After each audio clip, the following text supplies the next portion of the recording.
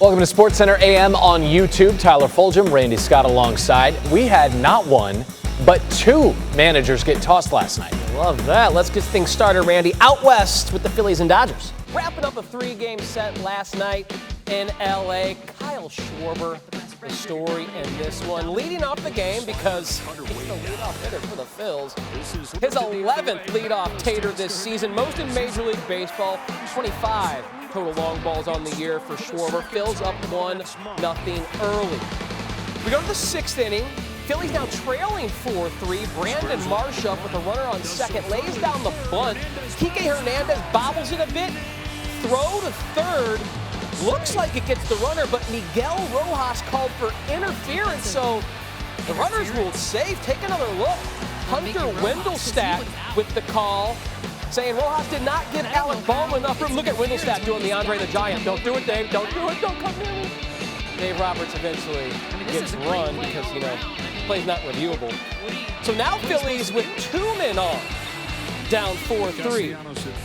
Dodgers almost out of the inning. 2 outs now, but there's that man Schwarber again on a 1-2 hanger from Joe Kelly. He puts it into the seats. His second homer of the game, an absolute rocket into right. 20th career multi-homer game out of the leadoff spot. That's third most in MLB history.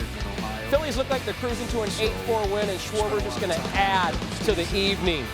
His third homer of the game, 4 for 4, 7 ribeye, eating a lot of steaks. Schwarber, Phil's going to win 9-4, taking 2 out of 3 in the series. No, Schwarber doing something we haven't seen a Philly do in 140 years. The big lefty, second player in franchise history, with 3 homers out of the leadoff spot, joining Jack Manning, who did it in 1884 against the Chicago White Stockings. At the time, Manning was the 3rd player ever to have 3 homers in a game.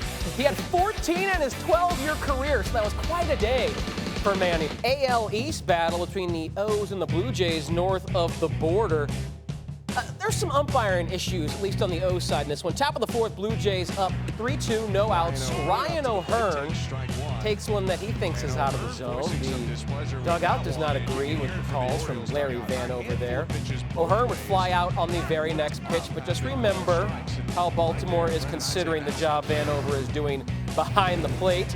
Top of the 5th, 3-2, 2 outs for the O's. Colton Cowser, the leaders for Rookie of the Year. In fact, the favorite right now at ESPN that takes a couple of strikes outside the zone. Hyde voicing his displeasure yet again, like Randy did for my coffee breath this morning. Vanover tosses Hyde, but Hyde leaves peacefully, like I did from the makeup room, and put a mint in my mouth. Again, another called strike outside the zone. Cowser goes down looking 2 pitches later. Bowden Francis, the beneficiary of that wide zone. So Blue Jays still up 3-2 until the 7th when young Jackson Holliday hammers this 0-2 offering deep to right. First MLB player aged 20 or younger to hit a homer in 3 straight since Fernando Tatis Jr. in August of 2019. That put the O's up 4-3. And the A's same score, Anthony Santander. 34th homer of the season, second of the game, one from each side of the plate. O's win 7-3 despite the issues they had umpiring. Now, look at this streak for Jackson Holliday. Only Miguel Cabrera and Ronald Acuna Jr. have had longer home run streaks before turning 21. Some others that have done it in 3 straight: Juan Soto, Orlando Cepeda, Willie Mays, and Mel Ott. So young Holliday in good company with those names. Oh, it's time to kiss goodbye, and Bobby Witt Jr., you know, fellow young person in that discussion, although age 24, he was it's good to have good baseball genes. That's what we're learning. mashing against the Red Sox. That's bottom 1. Bobby Witt Jr., there's no H in there, that's fine. 21st home run of the season. And then bottom 6, Witt Jr. proving he is more prolific than George Brett after a seafood dinner. Who are the pitchers in this game? That's gone. His 4th multi-home run game this season, the most by a player aged 24 or younger in Royals history. Yes, more than George Brett. Here's how it sounded on the opposing broadcast. Struck well center field. Rafaela darts back at the wall. It is gone. This guy's something. This guy's a joke. Baseball's not this easy. It's like a real-life video game for him. The Bobby chants have morphed into MVP chants. are those MVP odds? Thank you for asking. 5-1 favorite to win AL MVP. Second only to Aaron Judge. In Super Bowl 57, the Eagles season didn't end well. It was lost to the Chiefs. That didn't just leave a bad taste for the offseason. It clouded the next season. You know, it didn't help. Head coach and quarterback infighting. Tim McManus and Jeremy Fowler have a piece on ESPN.com this morning outlining what they call a prolonged strain between head coach Nick Sirianni and quarterback Jalen Hurts. A disconnect in offensive visions culminating in a one-and-done postseason. So how do the two see their dynamic now? The only way to get better is to really look through the things that you felt like you messed up and get better at them, right? But it starts with the humility to say, I messed this up. Jalen and I are in a really good place. Every relationship that you have needs work with everybody, and we've always continued to try to work at that. You know, where we are is you have reports and you have rumors, and then you have reality. And, you know, we're in reality right now.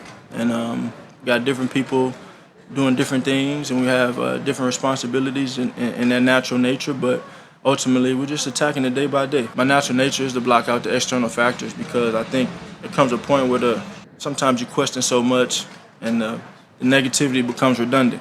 So this team is one of those teams that's going to do that, especially with the things that we've been able to experience, and it is a proper development. You know, it was a developing time. It was a time of development for us, and that's something we learn from. In the piece from McManus and Fowler, they talk about starting 10-1, the Eagles did last season, and how there was still an infighting atmosphere in the locker room, but it came crashing down from there. Philly losing 6 of their last 7, going one-and-done in the postseason, losing to the Bucs by 23 points in the wild card round. Over their last 7 regular season games, Philly went ranked at or near the bottom of the league in points allowed, scoring margin, and forced turnovers. A bit of drama on the other side of PA as well. Steelers head coach Mike Tomlin looking for a starting QB. Russell Wilson has missed much of training camp to this point, and that's allowed Justin Fields to take advantage, earning the top spot on the depth chart and the start for Pittsburgh in the preseason opener tomorrow against the Texans. Tomlin maintains it will be these exhibition games that most influence his decision. I think everything is an audition. Everything that we do is an audition, not only for him, but for others. Very much is a competition. What happens in stadium is weighted heavier than what happens in a practice setting because it's more game-like. You still view Russell as having that pole position and being ahead of Justin in that? You guys saw the depth chart that I released yesterday. That is real. I'm prepared to play. I know that. So it's whatever coach's decision. You know, obviously he's the boss man. He gets to make the decisions on that. But I'll be ready to go. Now, Pittsburgh at plus 750 has the longest odds of any of the 4 teams to win the AFC North at ESPN Bet. Defending division winner Baltimore, the slight favorite at plus 140. Cincy right behind them at plus 150. Cleveland has never won the AFC North. They're sitting at plus 550. Their last division title was in 1989 when they were in the AFC Central. Did not know that about the Browns. Okay, so that's the AFC North. Do you have a play in that division? Yeah, I mean, you may think I'm crazy, but why not go big with the Pittsburgh Steelers? Yes. I think either Russell Wilson or Justin Fields an upgrade at QB over what they had last year, and Mike Tomlin, I trust. Plus 750 is a very real number. That'll do it. Have a great day.